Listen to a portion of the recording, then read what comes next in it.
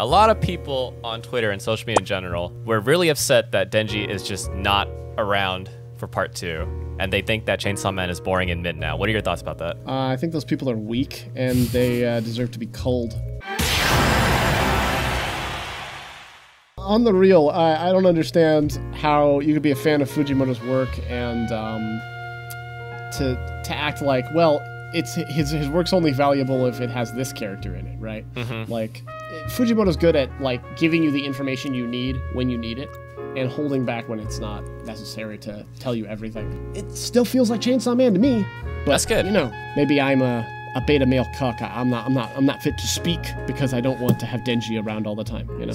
Personally, am the same. I'm fine with Denji not being around. I think Denji's story has been told very well in part 1, and there's like 97 chapters of it. So it's a nice change of pace to like getting a perspective of Denji, not from Denji himself. Like these people see him as like a hero, and that's an interesting perspective compared to like how Denji sees himself as like a huge loser. True. I mean, I even just briefly flipping back into the last two volumes while we were talking, I was just thinking like, yeah, no, he's just kind of pathetic in a lot of ways. But that's also what makes him so relatable. I wasn't 100% on board originally when I first read 98. I was thinking like, I'm not sure how I feel about a new person being the main character essentially. But once we got to the end of the chapter, I was like, okay, I'm a little more on board. But after rereading it, more like today, just more recently, I'm like, you know what? No, this is actually incredibly solid. You're telling me you did not like Bucky? Oh, I fucking hated Bucky. I'm glad you hated Bucky? No. Here's some couple things that I've noticed. So the main one is that how Chainsaw Man is received by the public, in that people buy Chainsaw Man buns and there's posters of Chainsaw Man. What do you think about that? I think it's a direct extension of what was set up in 92, where we had him on TV and he was being publicized directly and stuff. And it was an attempt, I think, by Makima originally to expose him in a way, right? To make him more vulnerable, because the less people fear him, the less powerful the devil is. But then, I think since then, and this is just me speculating, I think Kishibe in the background has been, you know, fueling the propaganda and like spurring it onward to keep Denji happy, but also to help control the populace in a way, so that certain things will change in their favor. It's not so much like, it's kind of like, I think your public safety division at this point is a lot like the CIA in a way, where they're just doing all sorts of psyop-y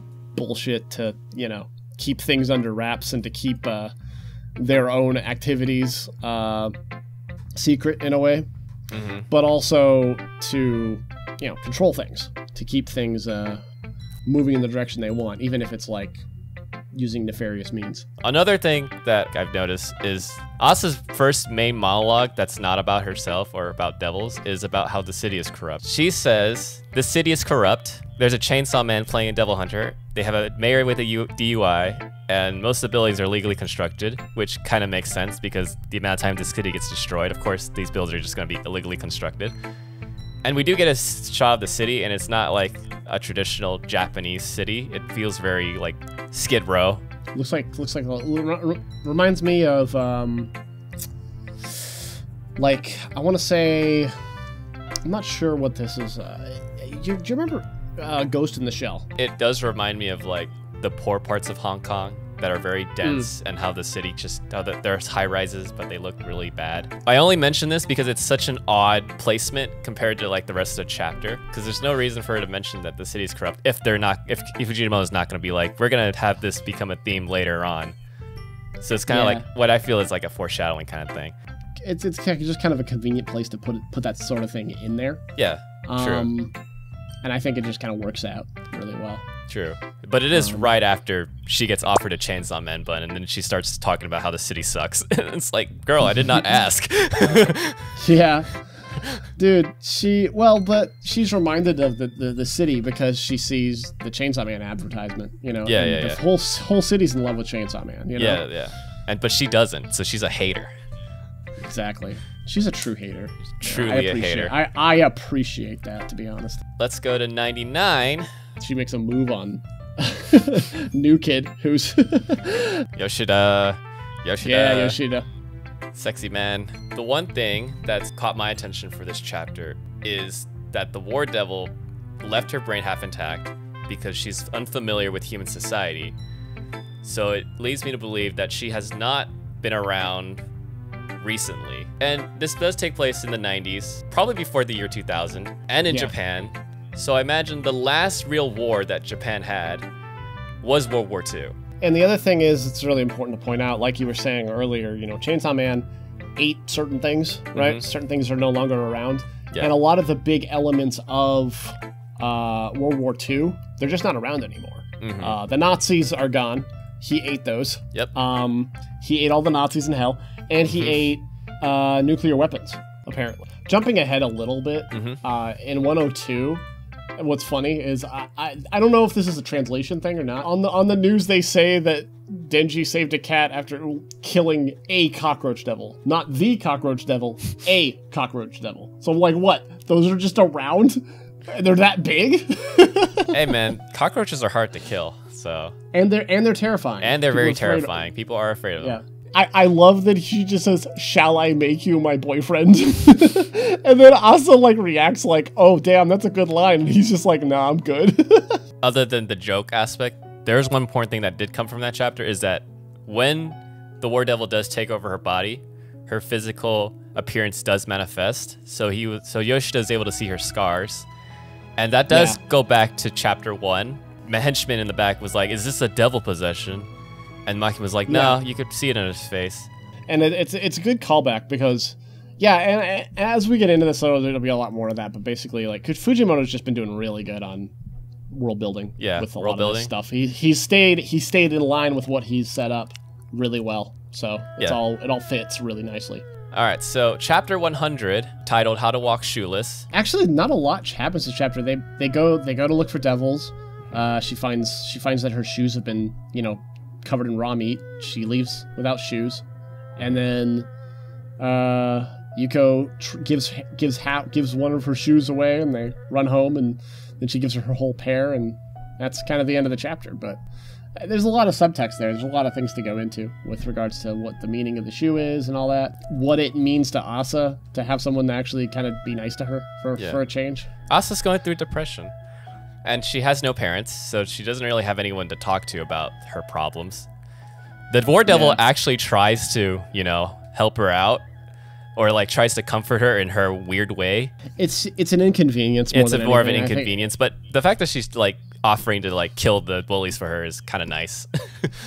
Yeah. Well, that's an interesting way of putting it. Yeah, a lot of the stuff that gets talked about in this chapter kind of pays off later. Yeah, in the next two. It's more of a setup chapter, and then more of a like, let's get to know about our characters. Yuko's so cool. Yeah. Will you feel bad when she dies? Here's the thing. I wonder about that because people keep talking about like Yuko. Like even when 99 dropped, they're like, "Oh boy, I love these new characters. I can't wait to see them die next chapter." And like the thing is, I feel like Fujimoto is just going to be a lot more of a tease with the deaths this time around. He'll do it. Don't get me wrong. He's going to kill everybody off. Fujimoto, I think he's aware of how he's perceived by his fan base. So I think he knows that people expect him to start killing characters really fast. But even in Chainsaw Man Part 1, he kind of showed some restraint. Like it wasn't happening right away. It was like a couple arcs later. It happened more frequently than compared to other series. But it wasn't like introduce a character, they die right away. It was more like introduce a character. We get like 1 or 2 arcs with them. And then the next one is like the big one and people start dying and it's like tragic and all that stuff. Is that, I'm forgetting her name, man. Is it Yuko? Is that her name? The glasses girl? Yeah. Yeah, that's her name. Is it Yuko? Okay. No. Yuno's the other one. Yeah, Yuko. Sorry. Like, I wonder if Yuko is meant to be Aki. Like, people keep talking about Yuko and Yuko being like Aki. The thing that you bring up with her being Aki, I more like see her as like Denji, and Asa would be Aki. Because, one, character design-wise, looks a bit similar to Denji with the blonde hair and the fact that there's a nice Easter egg of Yuko holding an axe and Asa holding a katana, which Denji had an axe in in the early days of his devil hunting days. In round 1. In round 1, yeah. Yeah. That's what we think about Fujimoto. It's a fight in a boxing ring. That's what watching. Yeah. Yeah. Yeah. No, you're right. You're right. She Yuko does have the axe. She has a lot of like Denji characteristics of looking on the bright side of things. Which is why people were theorizing that Yuko was secretly Denji the whole time. Yeah, Denji but hiding as a girl. And then Asa's like the depressed like girl with the sad backstory, kind of. Mm-hmm. Yeah, so that's definitely Aki. That's true. Which would bring us to chapter 101, where we get to learn more about those two. So the two go out of town to try to kill a devil, because you need to kill a devil and bring it back to join the actual devil hunting club, which seems very, very dangerous, but they just treat it as like oh, this is gonna be fun. Yeah, it's just an adventure, you know? Nothing bad will ever happen. And it seems like that's how the current world is. It's just, yeah, devils, I guess they exist, but they're not really a threat, so people are just living out their lives, despite the fact that they should be scared, but, you know, they're trying to avoid that because fear makes devils stronger. We learned that Yuko's parents were also killed by a devil, but she has a very positive outlook compared to Asa, who's very negative. She's like, oh, my parents were killed by a devil, but I get to be an Avenger. It'll be cool. Like a happy Sasuke. Yeah, that's really interesting. Yeah, she strikes me as a very, in a way, a very ordinary high school girl, right? Yeah. It's a very ordinary kind of way of thinking about things. Yeah, and that could be her way of processing her grief too. True. But we don't necessarily know. But for now, she's just a very happy girl. And she pees when she gets excited. Something I want to call back to in chapter 98, right? The important thing to point out is that Fujimoto has been 100% super consistent this entire time leading up to this point. Mm-hmm. So one of the things he got like 100% right with that little detail, remember when I said that there was that level of all kinds of fucked up where the teacher was banging the class president. Yes. But he wanted Asa, right? Yes. So he was in love with Asa, so that means he was hers, right? So by the logic of the War Devil, she can turn him into a weapon. Oh, yeah, you're right. The only thing that kind of messes that up is that she also takes, what's-her-face's, the class president's hand and turns it into a hand grenade. Well, also, you have to think about the relationship before, where the class president was basically the only person that talked to Asa. So maybe in Asa's eyes, she probably saw her as a friend. And when she died, she might have felt a little bit guilty. That's actually true. Yeah. Yeah, that's actually true. No, that's a good point. I wasn't even thinking about that. Yeah. No, so I guess she's technically hers too. Yeah. In the same way Yuko is hers, right? Yeah. In the way that she's her friend, right? Mm-hmm. So there you go. Yeah, no, that's a good point. So anyway, after that, Devil shows up, and we get a Goya reference. Bit of a... I think it's a Bat Devil, kind of. Yeah, it is I think it is I don't know if it's the Bat Devil, but it is a Bat Devil for sure. Yeah. But yeah, this giant monster devil shows up, and these kids were gonna hunt them with a katana and a dinky axe, thinking that would work. Because I think that they have their only context of devils is Bucky, so I think they expected to find a Bucky, but and I think the propaganda of Chainsaw Man being this cool hero that saves people is also messing with people's heads. And the guy before is a reminder, yes, devils are a threat. They can be this big, and they do kill people. And then, afterwards, we have bad news. Yoru cannot do anything if Asa is afraid. She cannot take over her body. And once again, we have another parallel to his earlier world building, where when in Asa's last moments, she talks, the War Devil gives her the contract terms, right? She was very calm when she was dying. Yeah. Which is kind of uncharacteristic of her character at that point, but she was like, well, I guess that's it. And because she was so calm, that allowed the War Devil to take over. Oh yeah, you're right. She always trips at the most critical moment, which does go back to Bucky, when she tripped and killed Bucky. And then we get some flashbacks of her falling. Some of them are really good. Like the one where at the birthday party, was she like, I don't even know. Yeah, I don't think she tripped. She fell off her chair. It looks like it, the way it's drawn. But it's like, but it clearly wasn't her birthday. Yeah, it was someone else's birthday. I believe that's the, well, wait, maybe it's not. You know, I'm looking at it now. I thought maybe it was the big devil baby, whatever, that Denji was fighting. But then it looks like a completely different devil because he's got like these nose hairs that I don't recognize. Asa sees a cat that injured her leg, goes out of her way to save it, trips, because she always does. Mom's like, oh no, I gotta save my child. Picks her up, pushes her out of the way, and gets crushed by a car. Really, really sad. Someone tells her that she saved a kitty and that she should be proud, but she basically got her mom killed by doing that. And she blames herself, but she tries to blame devils, but in reality, it's her fault. Even in the most cruelest sense, it is her fault that her mom died.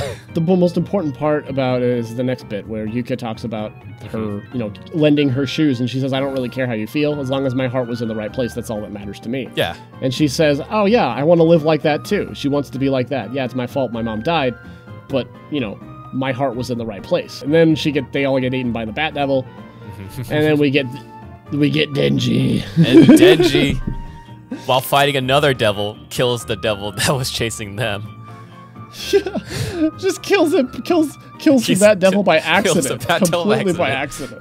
Classic Denji. Eventually, the cock devil was like, why are you working with the humans when you're a devil? And it's like, we're gonna have a trolley problem. You wanna be a superhero? Save one guy or save 5 people. And then Denji's like, he just ignores them and kills the devil and saves the little cat as the third option.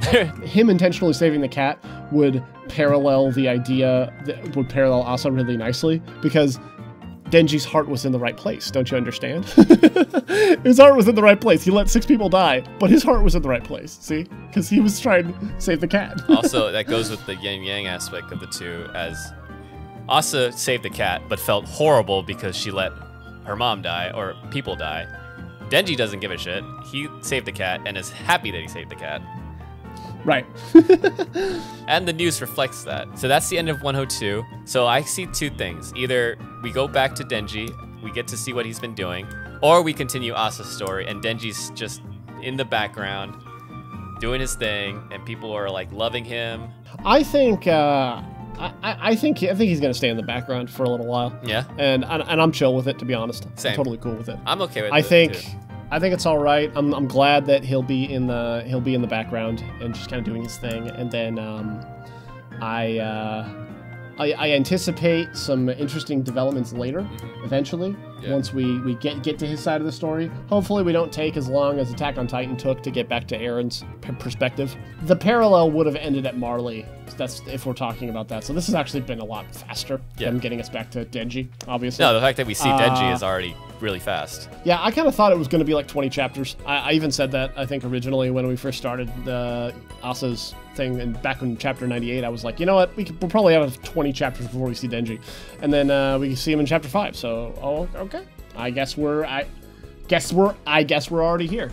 Actually, I'm really curious. I hope the covers reflect this. I'd like for the colors to be reversed in the covers. I think it'd be really cool. But I feel like they'd only do that if Fujimoto commits to making Asa the main character, which actually would kind of make sense because the previous one-shots, most of the themes were about how people might be disappointed that he won't be able to live up to part 1. And I think one of the disappointments would be Denji not being the main character in part 2. And I think that could be a legit fear for him because he's going his way to make Asa the main character for part 2. Not necessarily, I don't think for all of part 2, but like for a good, at least in the beginning. I can see it in the beginning. I'd say a good majority of it, potentially. Maybe. I could see it. And you know what? I'm cool with it because I think we need a little bit of time to build up Denji to get him back to main character status. Yeah. Before we can have him back as a main character. Be like Metal Gear Solid 2, honestly. I've heard good things about it. I need to play it, actually, at some point. But yeah, copies are expensive. That's true. I want to get a ROM. I'm just kidding. No, I don't support piracy. Just kidding. Excuse me. But anyway, that was the first 5 chapters of Chainsaw Man Part 2. I think it's really promising. Yeah, I think he's knocked it out of the park again. Mm-hmm. I think originally, I would say before I reread it just recently, I would say I was gonna say like, it's pretty good. Maybe not as good as Part 1, but pretty good. But now I'm like, no, it's just as good as Part 1, and if anything, it's gotten better. I think the first 4 chapters of Part 2, I feel they're more interesting compared to Part 1. I do like Part 1's first 5 chapters because Aki and Denji's relationship is funny, but you could tell it's still rough, and Fujimoto's going through like, what did this story become? and then we get like Denji's like, you know, goals. I think your feelings are more realizing that Fujimoto's just gotten better as an author. So anyway, yeah, thank you so much, Nerd, for talking with me about Chainsaw Man. You have for sure. Anything you want to say? Come subscribe to You Freaking Nerd. We